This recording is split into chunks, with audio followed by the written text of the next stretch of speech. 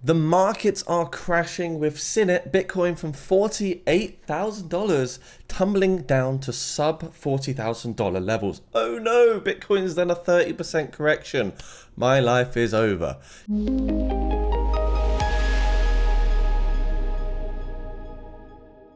Guys, let's talk about Bitcoin. It does its 20, 30, 40% correction, and this might be your first bull run.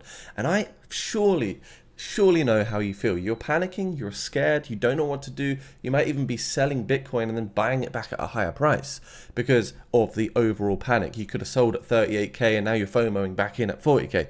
This is what happens in the market, guys, and all the signals were there. We were very, very overbought on the weekly RSI, and I told you about this many times in my Discord, on this YouTube channel. But I also want to set some seriously realistic expectations in this crypto market, because I want to talk about, Bitcoin hitting $1 million, and I want to tell you why it's not happening, why it's not happening this year, next year, 2026, why it's most likely not happening in 2030. However, there's going to be people out there that trap you into believing that Bitcoin is going to go to $1 million for their own gluttonous returns, right? And I don't want to name call people who do this $1 million Bitcoin thing, but I'm going to talk about the realistic expectation in cryptocurrency. And what is more important is to understand, yes, hodling is a great way to make money, not financial advice. However, these markets are designed for you to take profits as close to the top as possible and as close to the bottom as possible. So this is a topic that frustrates me a little bit when people just think Bitcoin is going to go to 500k or $1 million, but they've not applied any basic logic to the actual topic, and it just kind of annoys me. So I want to talk about the markets and kind of what can happen in the next 6 months, 12 months, possibly 2 years, as well as the short term. Now, the short term moves don't really bother me. I'm glad to see Bitcoin actually coming back down. And a very simple way to just kind of gauge how you guys are feeling from a bit of social analysis, sentimental analysis, is the Fear and Greed Index. Last month we were in greed. We had extreme greed as well. We can actually see the market is sitting in a neutral environment now at 48. So, overall, I think this is obviously a good barometer of how we all feel, and it is a neutral market. But every time we get back to a neutral market, we want to see Bitcoin in a stronger place, because this reflects the fair value, right? And we're sitting at $40,000. We could get another leg down to lower regions in the markets, guys.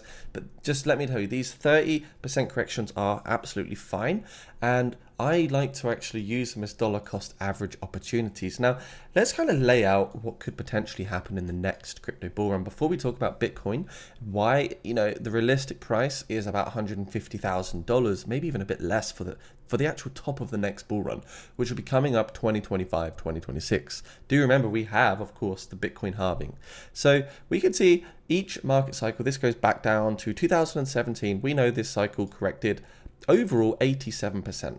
We can see the last cycle that we had, as the market capital increased to 2.97 trillion, 75% correction. So what we know is the correction was less harsh this time, but we're targeting, let's say, a market capital of $6.35 trillion. That's important to know for starters. Maybe we'll get a 60% correction, and then we can forecast maybe by 2032 we might have a 15 trillion valuation for cryptocurrency. These are numbers that aren't too unrealistic, okay? And by the way, a $15 trillion market would still not be enough money for a $1 million Bitcoin. Oh no, it won't. But more on that later. So I do want to just talk about Bitcoin quickly, and the very basic alarms that signal when Bitcoin starts to reach this overbought scenario, overbought territory on the weekly relative strength index. Things are overheated. Things are ready to potentially take a bit of a bearish reversal. The last time Bitcoin was truly over 70 on the relative strength index was in 2020. So 4 years ago, guys, and we got back to that overbought scenario. This is a humongous indicator. This is telling me, don't buy, don't FOMO in, start selling, because why on earth were you guys not buying Bitcoin on the complete inverse of, scenario? Why were you not buying down here in June 2022, where we had the Black Swan events, the FTX crisis, the Terra Luna crash? can you tell me why you would want to buy Bitcoin like you probably just were over here in this overbought scenario, which is basically a reflection of what happened in 2020 with the greed, euphoria, the overextension in the market?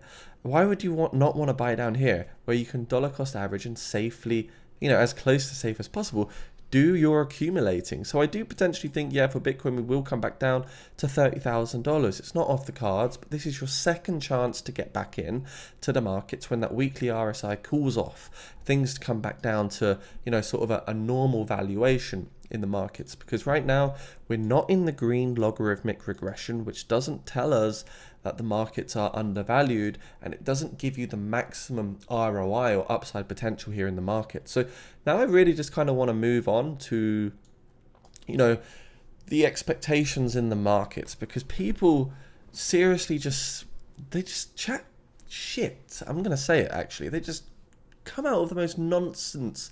And it's just like, are you even like backing up what you're saying? And it doesn't even take long. You can validate this in just a matter of minutes, and you don't have to be a genius, no one clever. You can just be a normal person, but people just still don't see it. And it's the Bitcoin maxis, lots of people out there that get you trapped.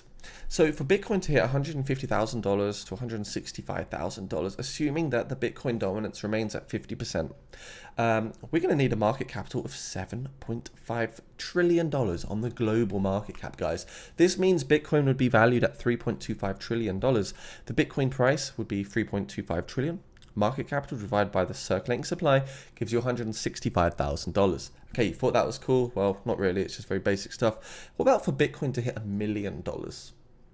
And I'm going to tell you and upset a lot of you. So this is, if you're a Bitcoin maxi, then you might want to just close the video right now, because this is news you're not going to want to hear. However, you've got to accept it. So for Bitcoin to hit 1 million, big ones, $1 million. Bitcoin dominance, we'll just assume, has a 40% dominance on this occasion. Let's assume the global market capital is 50 trillion. This means Bitcoin market cap is 20 trillion. Divided by that same supply gives you a $1 million valuation of the coin. So you have to wait until the crypto markets expand to $50 trillion until Bitcoin hits $1 million. So just another $48 trillion in the market, guys, until you get that big 1 million label that you're waiting for.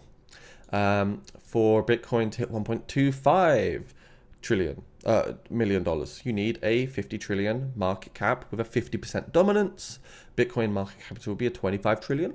Bitcoin dominance, if it's 60% and it's higher than usual, where the market capital globally is 50 trillion, 30 trillion market capital for Bitcoin, giving it a 1.5 million over valuation overall. So now you know how long you've got to wait in the markets to see what you want to see. And just to put that into perspective with other assets out there, you need to basically do a 20x on Apple. I have 20x on Microsoft. You need to do a 25x on Saudi, Aramco, whatever that is. You need to do a 20 plus x on Google, and basically 4x gold in order for Bitcoin to hit $1 million. Now, I think it will get there, not in the decade, but perhaps in the century before 2100. It's definitely possible. So yeah, I just want to put the realistic expectations of crypto out there, because there's just too many inaccuracies.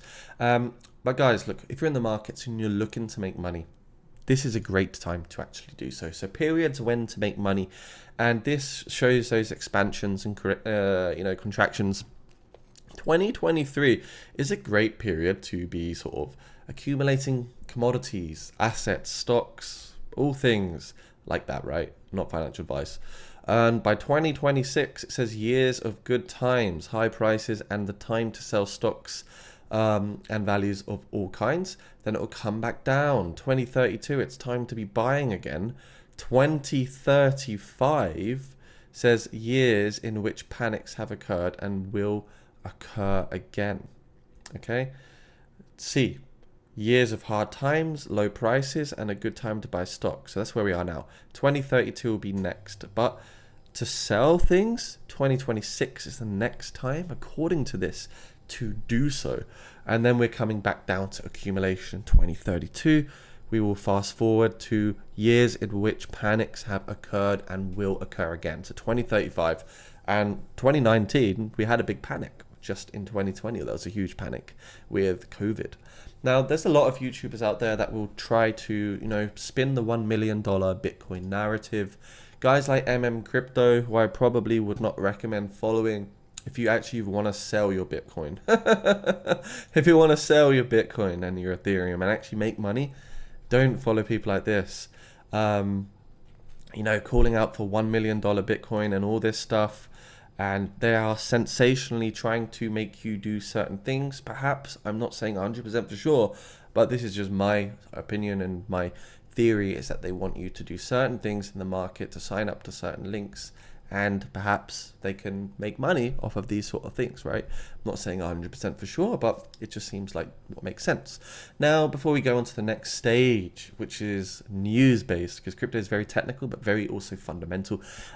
Guys, please do become a Patreon if you want to unlock over 500 trading signals per month. All the signals are in my Discord channel, 21,000 members in the Discord. So please do check that out.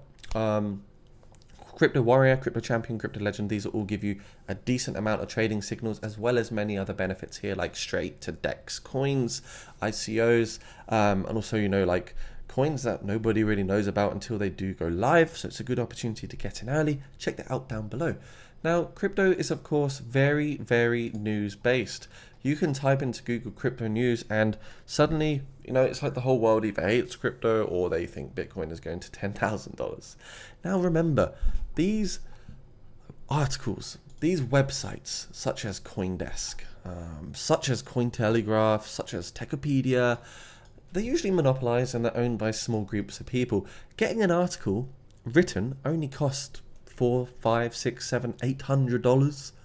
Now, if you are a filthy rich person and you want to control the markets, you can easily order 90 articles, one per day for 3 months straight to all be bearish.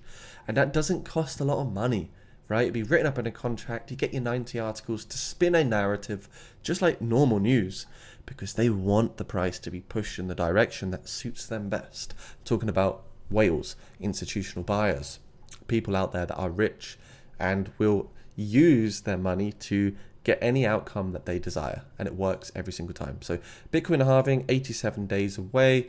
Crypto bubbles, we're looking pretty volatile on the day, but overall the last 24 hours is also looking quite good anyway. So guys, look, there is realistic expectations of cryptocurrency. I don't really know how else to put it.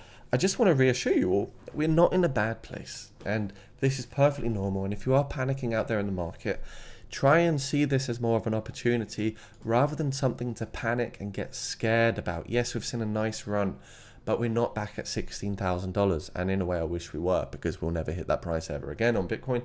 But overall, this is what it is right now. And we've got to think forward. We've got to plan ahead. And yeah, please do join the Discord down below, guys. Become a patron if you wish. And I hope you enjoyed this video. And I hope it kind of sets some different expectations for you in the market in terms of what's realistic and what's not. See you soon. Comment down below if you like this video and let me know your thoughts on what you want to hear next. Bye for now.